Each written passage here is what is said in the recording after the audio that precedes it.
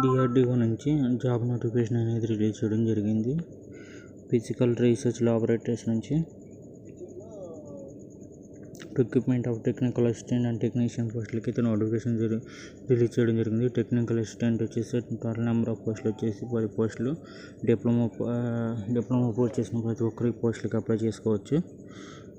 పోస్టులు ఇంకా టెక్నీషియన్ పోస్టుల విషయం చూసుకున్నట్లయితే కనుక ఐటీఐ చదివిన ప్రతి ఒక్కరు ఈ పోస్టులకు అప్లై చేసుకోవచ్చు. టోటల్ నెంబర్ ఆఫ్ పోస్టులు వచ్చి 10 పోస్టులు అనేది రిలీజ్ చేయడం జరిగింది. రెండు కలిపి 20 పోస్టులు అనేది రిలీజ్ చేశారు. అప్లికేషన్ స్టార్టింగ్ డేట్ విషయం చూసుకున్నట్లయితే కనుక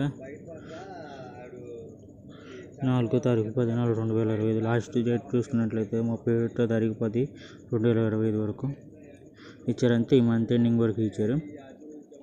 అలాగే online application fees last date విషయం చూసుకున్నట్లయితే కనుక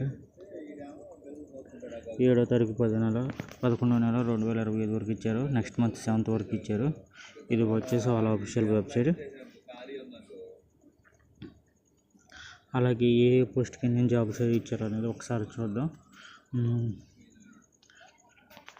టెక్నికల్ అసిస్టెంట్ పోస్ట్కి వచ్చేసి లెవెల్ 7 ప్రకారం అది సాలరీ ఇవ్వడం జరుగుతుంది. స్టార్టింగ్ సాలరీ వచ్చి 44,000 నుంచి 1,42,000 వరకు సాలరీ అయితే ఇవ్వడం జరుగుతుంది. ద బెస్ట్ సాలరీ నేనైతే నా భారంగా అయితే చెప్పగలుగుతాను. సివిల్ స్టూడెంట్స్కి వచ్చేసి 2 పోస్టులు ఉన్నాయి. ఓబీసీకి 1, ఎస్సీ ఎస్టీకి 1, మెకానికల్కి వచ్చేసి 2 పోస్టులు ఉన్నాయి. అదర్స్కి 1, ఎస్టీలకు 1, ఎలక్ట్రికల్కి వచ్చేసి 2 పోస్టులు ఉన్నాయి. అదర్స్కి 1, ఎస్టీలకు 1, కంప్యూటర్ సైన్స్కి వచ్చేసి 3 పోస్టులు ఉన్నాయి. అదర్స్కి, ఓబీసీలకి, ఎస్సీలకు 1 ఉంది.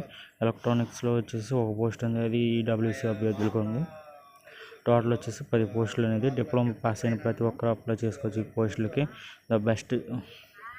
ద బెస్ట్ జాబ్స్ అయితే నేను చెప్తున్నాను. అలాగే టెక్నీషియన్ బీకి వచ్చేసి లెవెల్ 3 ప్రకారం అయితే సాలరీ ఇవ్వడం జరుగుతుంది. 21,700 నుంచి 69,100 వరకు సాలరీ ఇవ్వడం జరుగుతుంది. ఇంకా పోస్టుల వివరాల్లోకి వెళ్ళినట్లయితే ఫిట్టర్ ఎస్సీలకు 1 ఇచ్చారు.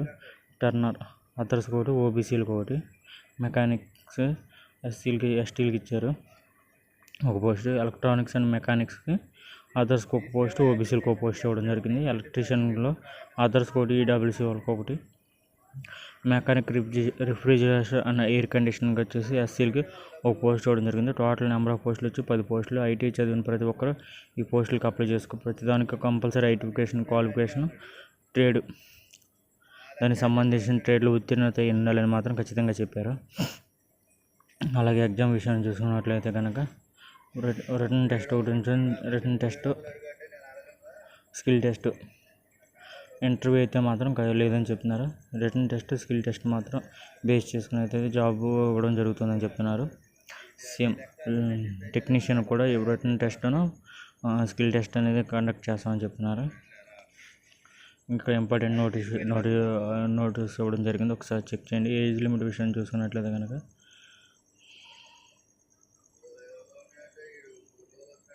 ఏజ్ లిమిట్ చూసుకున్నట్లయితే 18 సంవత్సరాలు 30 సంవత్సరాల మధ్య 30 సంవత్సరాల మధ్య ఉండాలి. ఓబీసీ అభ్యర్థులకేమో 3 సంవత్సరాలు, ఎస్సీ ఎస్టీ అభ్యర్థులకేమో 5 years, పీడబ్ల్యూసీ అభ్యర్థులకేమో 10 years అనేది ఏజ్ రిలాక్సేషన్ ఇచ్చారు.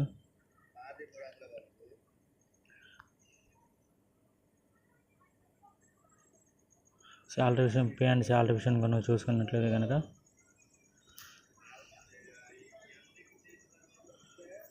శాలరీ విషయం చూసుకున్నట్లయితే టెక్నికల్ అసిస్టెంట్కి లెవెల్ 7 ప్రకారం 44,900 నుంచి 1,42,000 వరకు శాలరీ ఇవ్వడం జరుగుతుంది.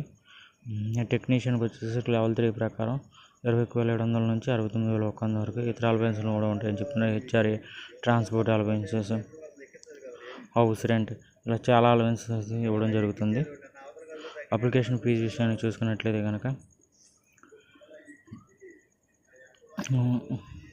జనరల్ అండ్ ఓబీసీ అభ్యర్థులకు 750 రూపాయల అప్లికేషన్ ఫీజు అని ఇవ్వడం జరుగుతుంది. ఎస్సీ ఎస్టీ అభ్యర్థులకు, పీడబ్ల్యూసీ అభ్యర్థులకు అయితే 500 రూపాయల అప్లికేషన్ ఫీజు ఇవ్వడం జరిగింది. ఆ ఎగ్జామ్ అటెండ్ అయిన తర్వాత ఓబీసీ అభ్యర్థులకి కానీ ఎస్సీ ఎస్టీ అభ్యర్థులకు కానీ ఫీజు అనేది రీఫండ్ జరుగుతుందని చెప్తున్నారు. ఎస్సీ ఎస్టీ అభ్యర్థులకి అయితే 400, ఓబీసీ అభ్యర్థులకి అయితే 500 అనేది ఫీజు రిఫండ్ చేయడం జరుగుతుందని చెప్పారు.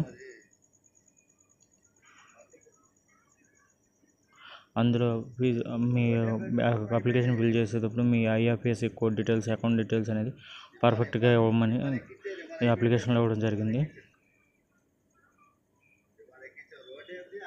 సెలక్షన్ ప్రాసెస్ అనేది ఒకసారి చూడండి.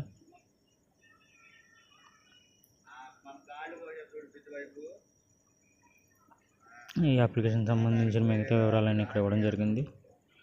ఇవన్నీ ఒకసారి చూడండి. ప్రతి అప్లికేషన్ ఫామ్ని ఒకసారి చూసి 1 or 2 times చెక్ చేసుకుని మీకు సరిపడే పోస్ట్కి అప్లై చేసుకోండి. ఈ వీడియో మాత్రం ఎడ్యుకేషనల్ పర్పస్కి ఇన్ఫర్మేషన్ ఇవ్వడానికి మాత్రమే. Thank you.